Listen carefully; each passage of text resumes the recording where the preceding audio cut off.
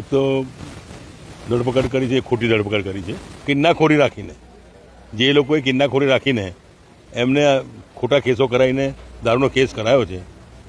તો આ ખરેખર ભાજપની સરકારે આવું કરવું ના જોઈએ.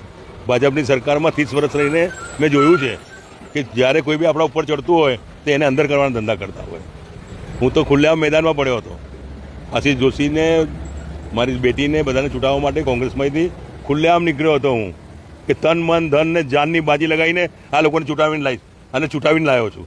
જો પ્રજાએ આખું લોકોને આપી દીધું કે છૂટાઈ ગયા છે, તો એ છતાંય આવી કિન્નાખોરી રાખનારા જે બી હોય, ભાજપના ખાંધિયા હોય કે ભાજપના હોય, કાન ખોલીને સાંભળી લેજો.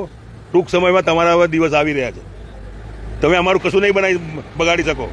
અમે તમારું બધું બગાડી શકો. તમે કરપ્શન કર્યું છે, તમે ભ્રષ્ટાચાર કર્યો છે, તમે કોને કોને લઈને ફરતા હતા, શું છે એ બધા પડદા ફાસ નહીં કરવાના છે. એટલું કાન ખોલીને ધ્યાન રાખી લેજો. ખોટી રીતના કોના પર કેસ ના થાય.